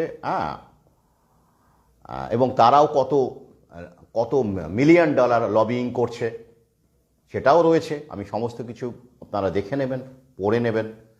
আমি মূল বিষয়গুলো আপনাদের বলছি। এখানে বিভিন্ন আমেরিকার বিভিন্ন স্টেটে যেসব ফার্মা কোম্পানি, বিগ ফার্মা কীভাবে লড়াই করছে, মানুষকে কীভাবে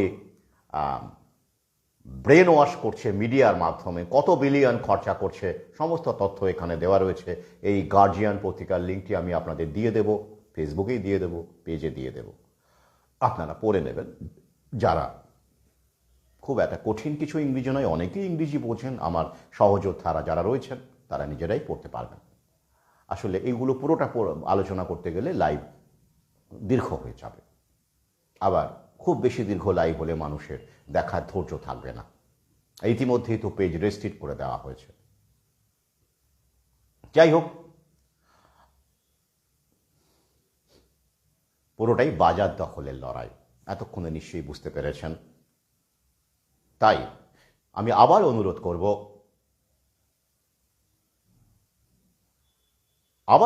করব যে যারা আয়ুর্বেদ প্র্যাকটিস করেন, চিকিৎসক যারা প্রকৃতির পন্থায় চিকিৎসা করেন, গাঁজা তো, ক্যানাবিস তো সেটি, প্রকৃতি থেকেই লব্ধ, এটি মহা ঔষধ। তো তার জন্য, তাকে লিগ্যালাইজ করবার জন্য আওয়াজ তুলুন, স্মারকলিপি দিন, চিঠি লিখুন, মেল করুন, কারণ আপনাদেরই তো সবার আগে এগিয়ে আসা উচিত, যারা বিকল্প মানে প্রকৃত চিকিৎসার জন্য আওয়াজ তোলেন, প্রকৃতির কথা বলেন। তো আপনাদেরই তো কানা করে রেখে দিয়েছে, অন্ধ করে রেখে দিয়েছে না এই আইন। 1985 সালের রাজীব গান্ধীর করা মার্কিন সাম্রাজ্যবাদ তথা ব্যাংকিং এলিট তথা ফার্মা লবির স্বার্থে করা আইন, এর বিরুদ্ধে তো আমাদের লড়াই করতে হবে, তাই না? কত লড়াই করবেন না বলুন তো? হ্যাঁ ঋদ্ধিমান,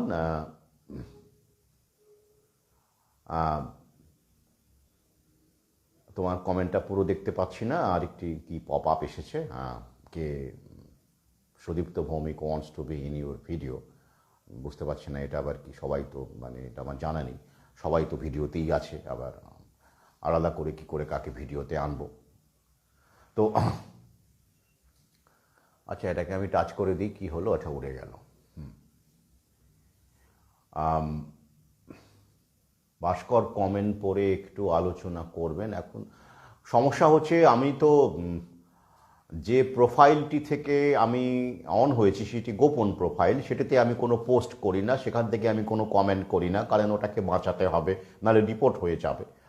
তো আমি এই মুহূর্তে কোনো কমেন্টেরই উত্তর দিতে পারবো না, মার্জনা করবেন। আমি 2-3 দিন পরে অন্তত একটি প্রোফাইল হয়তো খোলার কথা আছে, খুলতে পারে, অমৃতস্ব পুত্র প্রোফাইলটি, কমেন্ট করতে পারবো কিনা জানি না। তাই এই মুহূর্তে সবাইকেই জানিয়ে দিচ্ছি, ফেসবুকে যারা কমেন্ট করছেন, কোথাও আমি কিন্তু কমেন্ট লাইক করতে পারছি না, কারণ 3টি প্রোফাইলই ব্লক রয়েছে।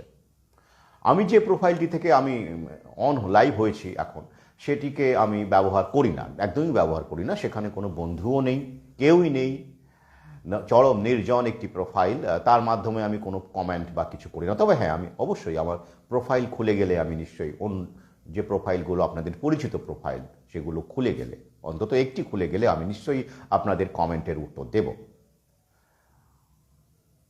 তো আমি আবার অনুরোধ করব, এই ফেসবুক আমার মানে রিচ অত্যন্ত কমিয়ে দেওয়া হয়েছে, আপনারা জানেন, কারণটা রয়েছেই। আপনারা এটাকে শেয়ার করুন, এটি অনেকের কাছে অজানা তথ্য, বিস্ফোরক তথ্য। আমি লাইভের পরে এই লিঙ্কগুলো দিয়ে দিচ্ছি।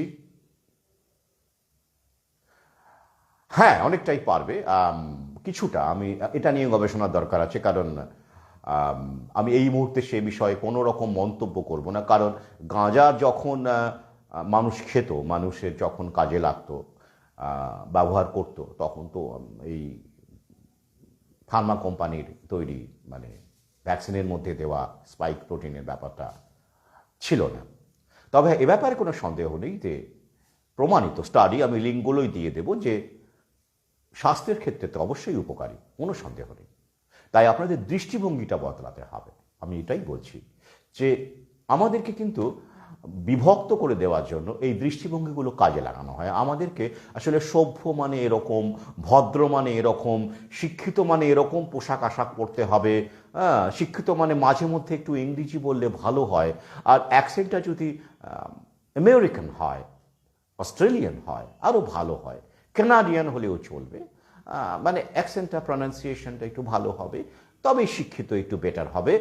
আর দামি গাড়ি থেকে নেমে যদি এরকম শ্যাম্পেনের গন্ধ বেরোচ্ছে মুখ থেকে, আহা কি দারুণ, কি দারুণ। এবার ধরুন কারো মুখ থেকে হাঁড়িয়ার গন্ধ পেয়েছে, বেরোচ্ছে ছি, অসভ্য, অশিক্ষিত, জানোয়ার। এই যে একটা ব্যাপার আর কি, মানে ধরুন কেউ অটো থেকে নেমেছে, তার মুখে হাঁড়িয়ার গন্ধ, কোনো একজন মানুষ, যিনি আদিবাসী হতে পারেন, তথাকথিত অশিক্ষিত, আপনারা যাকে অশিক্ষিত বলে দাগিয়ে দেন, সেরকম কেউ হতে পারেন, বা আমিও হতে পারি। আমি তো বলি আমি হাঁড়িয়া খাই, আমি খুঁজি যখনই গ্রামে গঞ্জে যাই, কি আছে আমার বইই গেল আপনারা। It doesn't matter what you think of me, কিচ্ছু যায় আসে না আমার। আমি প্রথম থেকে যখন যেভাবে লিখে যাচ্ছি, যেভাবে বলে যাচ্ছি, আমি সেভাবেই বলতে থাকবো। যারা মনে করবেন আমি ভদ্র, তথাকথিত আপনাদের যোগ্য, তারা থাকবেন, নাহলে বেরিয়ে যাবেন, অসুবিধে কী আছে? তো এই যে দৃষ্টিভঙ্গিটা, এটা কিন্তু তৈরি করার দৃষ্টিভঙ্গি। তো ওই লোকটিকে আপনি ভাবছেন কি শিক্ষিত, কি ভদ্র, যেহেতু শ্যাম্পেনের গন্ধ পাওয়া যাচ্ছে, বা শ্যাম্পেন দরকার নেই, ব্যাকপাইপার হলেও চলবে, ব্যাকপাইপার হলেও চলবে, শ্যাম্পেনের দরকার নেই। শ্যাম্পেন তো অনেক দাম, তো ব্যাকপাইপার হলে চলবে, অফিসার চয়েস হলেও চলবে, তাই তো, কমপক্ষে বাকার্ডি রাম হলেও চলবে, কিন্তু হাঁড়িয়ার গন্ধ নৈব নৈব চ, মহুয়ার গন্ধ নৈব নৈব চ, তাহলেই আপনি অভদ্রলোক। এই কনসেপশন যদি আপনার মধ্যে ঢুকে থাকে, ওটা ঢুকিয়ে দেওয়া হয়েছে, ঢুকিয়ে দেওয়া হয়েছে। যেমন করে গাঁজাকে আপনাদের মধ্যে একটা নেগেটিভ, নেতিবাচক দোতনা ঢুকিয়ে দেওয়া হয়েছে। এখান থেকে মুক্ত হন, এখান থেকে বেরিয়ে আসুন। যা কিছু ফরেন তাহাই অসাধারণ। Foreign liquor, foreign product, foreign concept, তাই না? এমনকি দেখবেন ওষুধ কোম্পানির নামগুলো তো সব ফরেন, না? কেমন গ্ল্যাক্সো, কেমন লাগছে না? স্পেকল্যাং বিচেম, কেমন লাগছে না?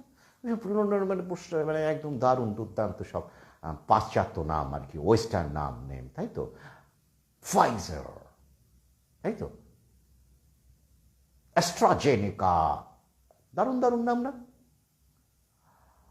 ঠিক আছে, আমার নাম্বার অনেক গ্রুপে অনেকেই জানে, অনেকের কাছেই আছে। আপনি হোয়াটসঅ্যাপ গ্রুপগুলোতে যদি থাকেন প্রশ্ন করে নেবেন, আর আমি তো এখন কমেন্ট করতে পারবো না।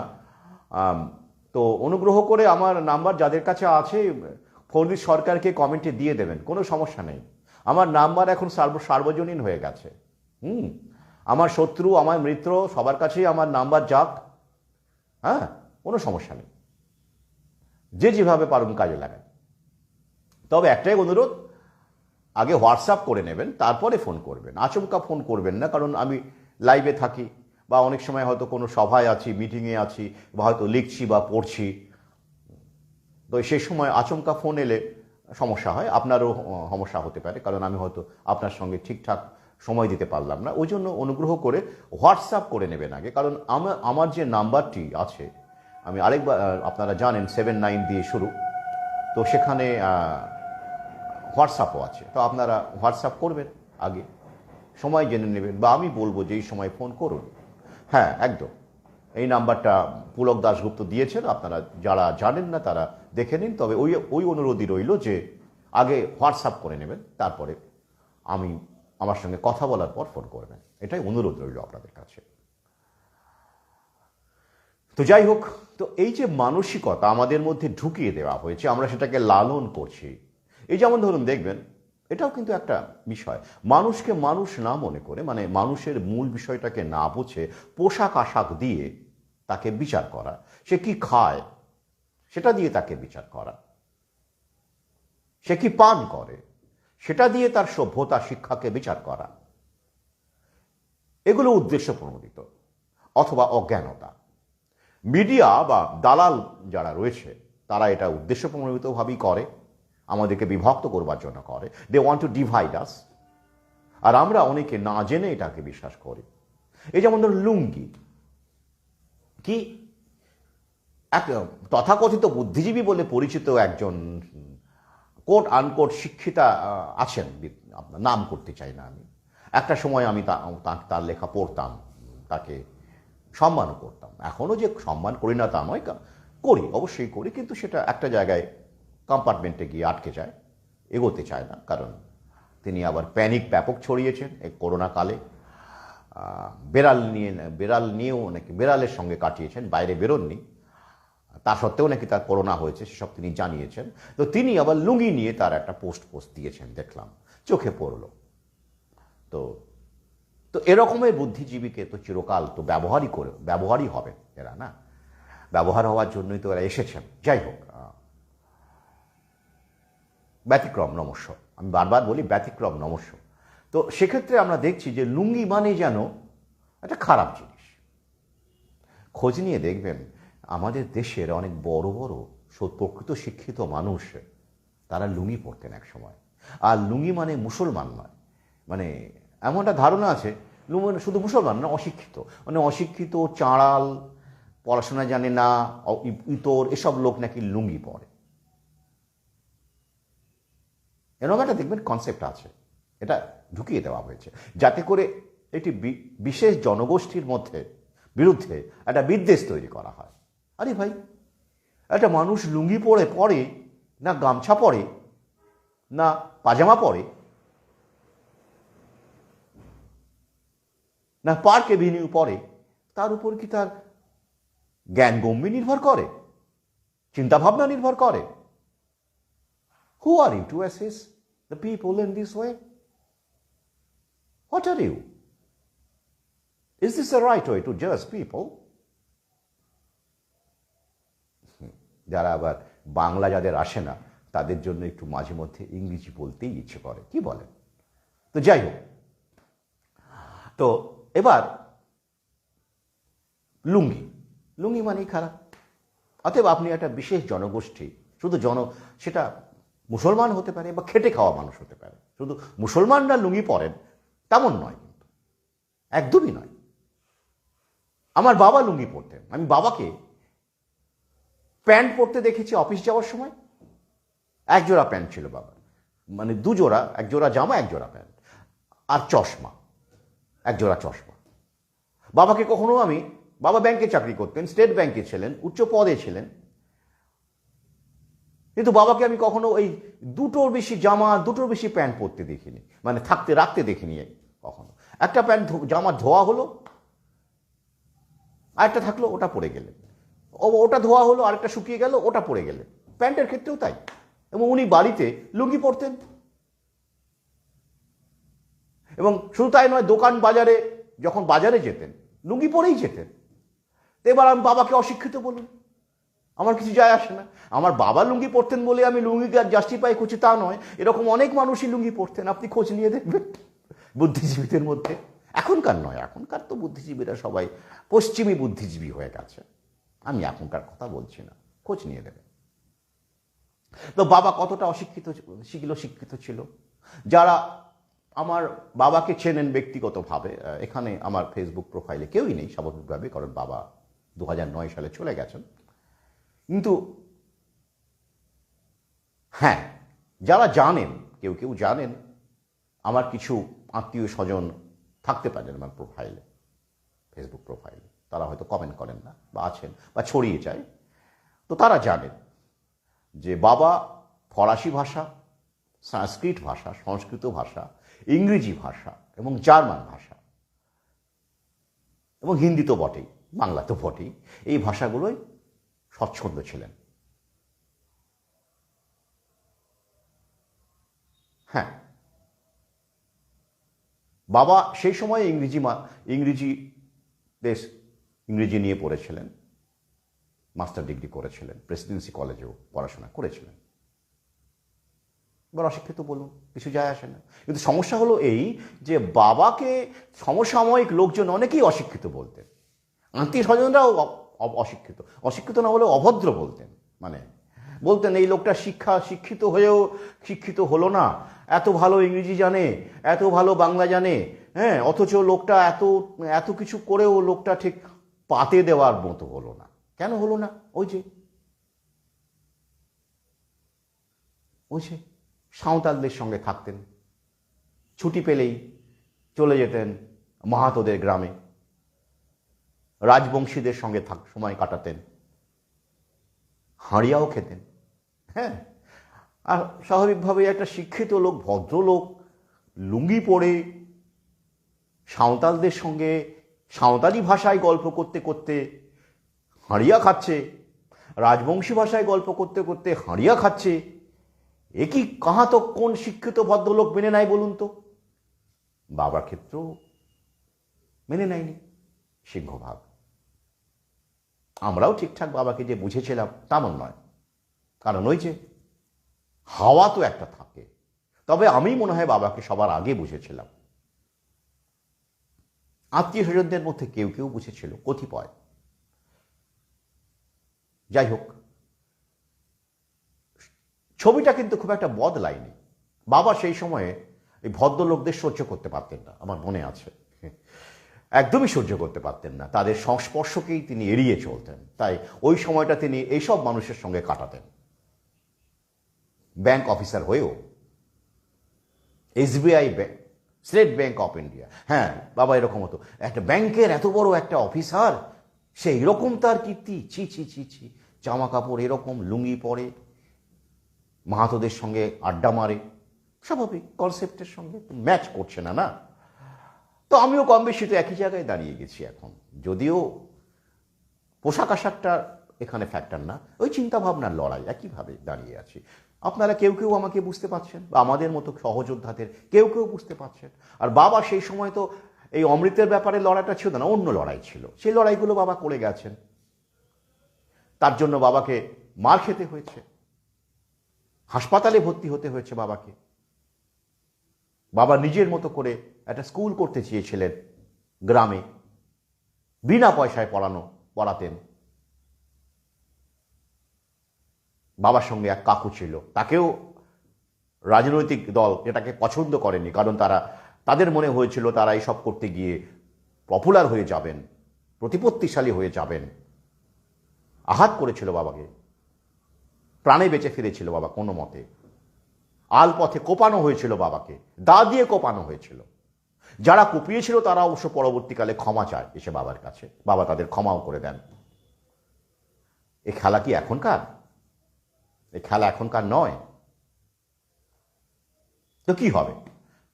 আমার ক্ষেত্রে দাওয়ের বদলে ছুরি অথবা রিভলভার। বাবা বেঁচে গিয়েছিলেন, আমি নাও বাঁচতে পারি, কিন্তু লড়াইটা তো একই। আমি লড়াইটা তো বহন করে নিয়ে যাচ্ছি। আজকে আমি কিছুটা হয়তো আবেগপ্রবণ হয়ে গিয়ে কিছু কথা, বাড়তি কথা আপনাদের সঙ্গে ভাগ করে নিলাম, শেয়ার করে নিলাম, কিন্তু এই প্রতিটি কথা সত্য।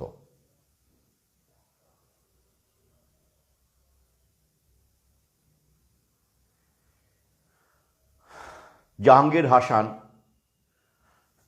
হ্যাঁ সব পোশাকেরই কিছু সুবিধে অসুবিধে আছে। জাহাঙ্গীর হাসান মানুষ তার পছন্দ অনুসারে, তার আবহাওয়া অনুসারে, তার সুবিধে অনুসারে পোশাক পরবে, তাই নয় কি? তো পোশাক দিয়ে কাউকে দাগিয়ে দেওয়া, আমি এর ঘোরতর বিরোধী। পোশাক দিয়ে, ভাষা দিয়ে, কেউ হয়তো বাংলা ভাষা বলছেন দেখবেন, এই তো আমি তো রাজবংশীদের ভাষা, আমাদের এখানে উত্তরবঙ্গের যে ভাষা আছে চলে আমাদের গ্রামে গঞ্জে, আমি তো সেটা সেখানে গেলে বলি, স্বচ্ছন্দ বোধ করি, তাদের সঙ্গে আমি সেভাবেই কথা বলি। কি রে, কোর্টে যাচ্ছ রে, মানে কোথায় যাচ্ছ? মোর খাবা মন আছে, মানে আমার খিদে পেয়েছে। মিচ্ছি আনা দে, মানে অল্প একটু দে, অল্প দে। তো এই তো ভাষা, আমি তো স্বচ্ছন্দে বলি। তো ভাষা দিয়ে একটা আঞ্চলিক ভাষাতে কত টান আছে, স্বাভাবিক, তাদের এক আলাদা। তো যেহেতু সেটি কোট আনকোট ভদ্রলোকের ভাষা নয় বলে তাকে দাগিয়ে দেওয়া অভদ্রলোকের ভাষা, ছি ও ভাষা অভদ্র ইতরের ভাষা, আনস্মার্ট, এটা আবার কি? বাবাকে আমি ফরাসি বলতে শুনেছি, ইংরেজি বলতে শুনেছি, জার্মান বলতে শুনেছি, সংস্কৃত বলতে শুনেছি, সাঁওতালি বলতে শুনেছি, রাজবংশী বলতে শুনেছি, কিন্তু কোনো ভাষার ক্ষেত্রে তো বাবার কোনো পক্ষপাতিত্ব দেখিনি যে ওটা মানে ওটা, ওটা মানে সেটা।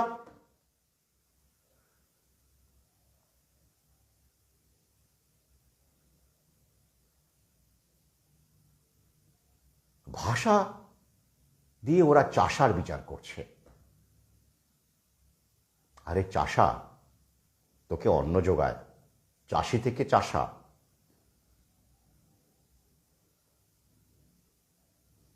অন্নদাতা। এই বিশ্বে দুটি মাত্র, একটি প্রাণী, একটি মানুষ, মানে জীব, যারা খাবার উৎপন্ন করতে পারে, খাদ্য উৎপন্ন করতে পারে। গাছ, সালোক সংশ্লেষ, ফটোসিনথেসিস, তার মাধ্যমে, আর কৃষক ঘাম ছড়িয়ে উৎপন্ন করে, উৎপাদকেরা। তাকেই আমরা কত ব্যঙ্গ করি, তার কাজকে ব্যঙ্গ করি। কোথায় সভ্যতার আমাদের নিয়ে যাচ্ছে? আর এখন তো এই তথাকথিত ভদ্রলোক শিক্ষিত দল ফার্মিং উইদাউট ফার্মার্সকে অর্থাৎ কৃষককে দূরে সরিয়ে দিয়ে হত্যা করে রোবটকে মেশিনকে কাজে লাগিয়ে জিএমও খাবার খাবে, জেনেটিক্যালি মডিফাইড অর্গানিজম। সেরকম স্বপ্ন দেখছেন অনেকে, দেখুন স্বপ্ন, কিন্তু বেশি দূর যাবেন না, মিলিয়ে নেবেন। আমি থাকবো না পৃথিবীতে, কিন্তু মহাকাল প্রত্যাঘাত করবে, তার ব্যবস্থা সে করেই রেখেছে। আপনি যত এগিয়ে যাওয়ার চেষ্টা করবেন আর অন্যদের যত পিছিয়ে ফেলে তথাকথিত অপমান করবেন, অবজ্ঞা করবেন, সে আপনাকে টেনে ধরবে পেছন থেকে। যারে তুমি নিচে ফেলো সে তোমারে ফেলিবে যে নিচে, পশ্চাতে রাখিছ যারে সে তোমারে পশ্চাতে টানিছে। কবিগুরুর উপলব্ধি। তো আপনারা কি ভাবছেন আপনারা বেঁচে যাবেন? না না না না, এই খেটে খাওয়া মানুষগুলো তারা হয়তো আত্মহত্যা করবে, কেউ কেউ কেউ কেউ অপরাধে লিপ্ত হবে বেঁচে থাকার জন্য, কেউ কেউ অনাহারে মরে যাবে, তো আপনারাও বাঁচবেন না।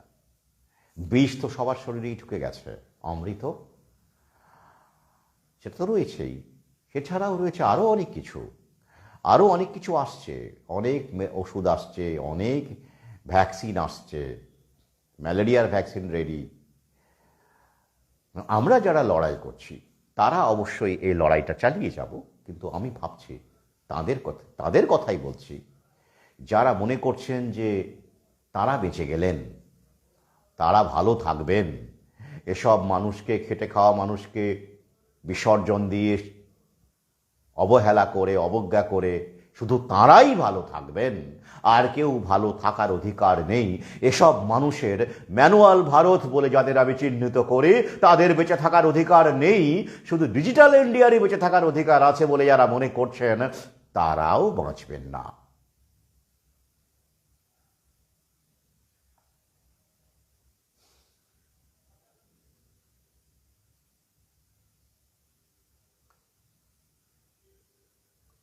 আর যারা আমি ইতিমধ্যেই জানিয়েছি, যারা কেন্দ্রীয় সরকারের এই ৭০,০০০ পার্শ্ব প্রতিক্রিয়াকে বিশ্বাস করছেন, মানে ওটাকেই সত্য বলে মনে করছেন, আর কিছু ঘটেনি দেশে, তারা মূর্খের স্বর্গে বাস করছেন।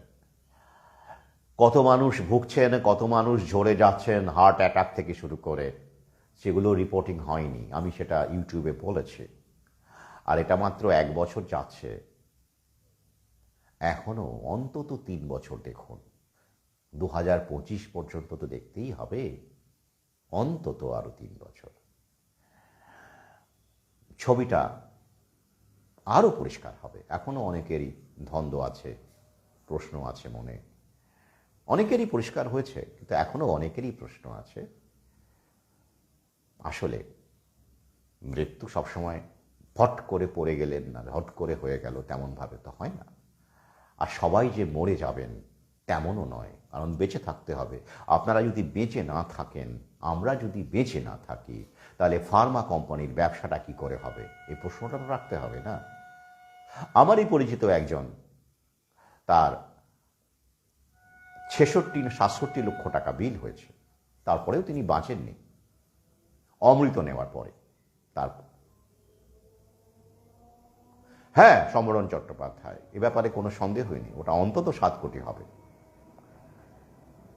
আমি অনুগ্রহ করে দেখে নেবেন, আমি একটু আগেই, মানে এই লাইভে আসার আগে একটি ইউটিউব লাইভ করেছি, সেখানে এই ইউরোপের জনসংখ্যার উপর ভিত্তি করে আমি ভারতবর্ষের জনসংখ্যার তুলনা করেছি, এবং ওখানে কি সাইড এফেক্ট এসেছে, কি রেকর্ডেড হয়েছে, ইউরো ভিজিলেন্সে কি বলছে, এই এফআই কি এসেছে, সেটাকে সামনে রেখে আমি বিশ্লেষণ রেখেছি। অবশ্যই দেখবেন, এবং ওই ইউটিউব ভিডিওটি শেয়ার করার অনুরোধ করছি। হ্যাঁ, আরেকটি বিষয় আমি শেষ করার আগে বলি, অনেকেই বলছেন যে শনিবার মানে 12ই ফেব্রুয়ারি যে অনুষ্ঠানটা আমার আড্ডা বলবো আমি, হওয়ার কথা, তাতে 5টা থেকে 8টা যারা দূরে থাকেন তাদের পক্ষে অ্যাটেন্ড করা সম্ভব হবে না, যাদের ধরুন 6টার মধ্যে চলে যেতে হবে, কারণ বাস আছে, ট্রেনের ব্যাপার আছে, অথচ আসতে চাইছেন, তো তাদের বলেছি, আমি ইউটিউবেও বলেছি, আপনারা দেখে থাকবেন, আপনারাও ছড়িয়ে দিতে পারেন মেসেজের মাধ্যমে বা আমার বক্তব্যের মাধ্যমে, যে আমি 3টে থেকেই চেষ্টা করব, তার আগেও হতে পারে, আমি কফি হাউসে থাকব। যারা ওদিন আসতে চাইছেন, ফ্রি আছেন, দেখা করতে চাইছেন, তারা আমার সঙ্গে মুখোমুখি দেখা করতে পারেন, শত্রু হোক মিত্র হোক নির্বিশেষে। আপনারা জানেন যে আমি এখন সবার কাছেই অ্যাক্সেসেবল, এবং অ্যাক্সেসেবল আমি থাকতে চাই।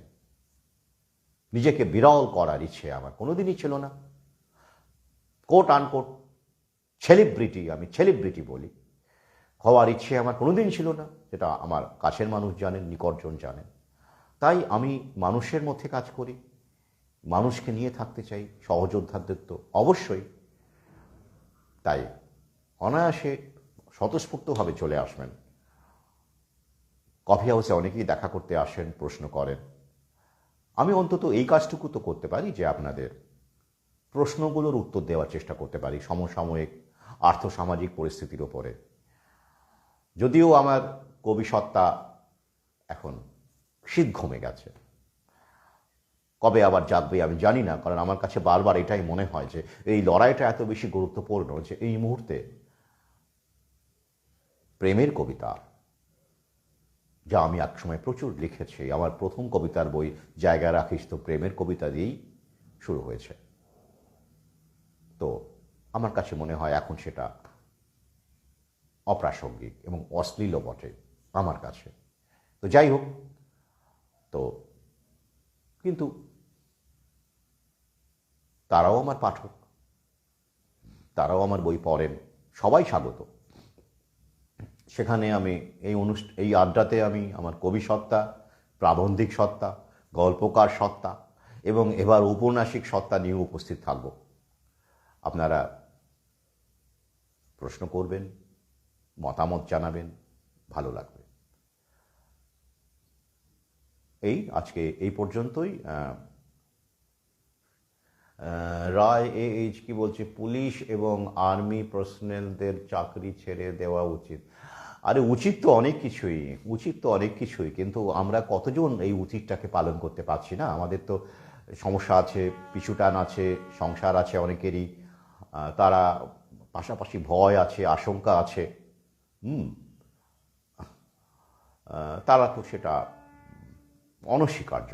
তা আমি সবসময় এই জন্য বলি, যারা পারবেন তারা পথে নামুন, নইলে অনলাইনে ছড়িয়ে দিন, কারণ আপনার পরিস্থিতি তো আমি বুঝবো না। আর আমি চাইলেই আপনারা পথে নামবেন এমনটা নয়। আসলে সব কিছুরই একটা সময় থাকে। আমাদের দেশে একটা সময় আসবে আমি বিশ্বাস করি। শুরু হয়েছে প্রসেসটা স্বাধীনতার অনেক পরে, সোশ্যাল মিডিয়ার মাধ্যমে এই লড়াইটা শুরু হয়েছে। অনেকেই লড়াই করছেন, আমি একজন অন্যতম মাত্র, একটা ক্ষুদ্র কণা মাত্র। তো একদিন এই সমস্ত ক্ষুদ্র কণা মিলে একটা সূর্য তৈরি হবে বলে আমি বিশ্বাস করি। আপনারাও সেই কণার মতো আমার সঙ্গে আছেন, আমিও আপনাদের সঙ্গে আছি, এটাই আমি বিশ্বাস করি। আর বিশ্বাস ছাড়া তো বাঁচা যায় না, বিশ্বাস ছাড়া সত্যিই বাঁচা যায় না। কারণ যদিও এই মডার্ন সায়েন্স, মডার্ন মেডিসিন বলে যাকে বলা হয়, সেখানে মনের ভূমিকাটাকে একেবারেই জিরো করে দেওয়া হয়েছে। ওরা শরীরকে পণ্য মনে করে, বস্তু মনে করে ট্রিটমেন্ট করে। কিন্তু মন দুর্বল হয়ে গেলে যে শরীরও দুর্বল হয়ে যায়, মন দুর্বল হয়ে গেলে যে ইমিউনিটিও দুর্বল হয়ে যায়, সেটা এরা বুঝতে চায় না। হ্যাঁ, আর এখানেই হলো বিশ্বাসের শক্তি। তো এই জায়গাটা আমাদের ভাবতে হবে। অর্থাৎ চিকিৎসার ক্ষেত্রে মন এবং শরীর উভয়েরই একটা ব্যালেন্স চাই, যেটা ওরা মনকে অগ্রাহ্য করে আসছে। একদম পুলক দাশগুপ্ত, ওদের কাছে আমরা এখন শুধু গিনিপিগ, একটা করে নাম্বার, সেটাকে ওরা আরও দিশা দেওয়ার জন্য, চরম রূপ দেওয়ার জন্য এগিয়ে চলেছে কর্মকাণ্ড। এই বিষয়ে আমি পরবর্তীকালে ওর বিস্তারিত আলোচনা করব। তো আমি গঞ্জিকা দিয়ে শুরু করেছিলাম, গাঁজা দিয়ে শুরু করেছিলাম, মারিজুয়ানা দিয়ে শুরু করেছিলাম, ক্যানাবিস দিয়ে শুরু করেছিলাম। তো এই এই এই মহ ঔষধটি যেটি দেবাদিদেবের সঙ্গে যাকে অ্যাসোসিয়েট করা হয়, সম্পর্কিত করা হয়, রিলেট করা হয়, সেটা কিন্তু শুধু শরীরের চিকিৎসাও করে না। আপনারা দেখে নিয়েছেন, আমি লিঙ্ক দিয়ে দেবো, বলেছি মনের চিকিৎসাও করে। তাই এটি মহা ঔষধি, আয়ুর্বেদের স্তম্ভ, আমাদের পঞ্চম বেদ।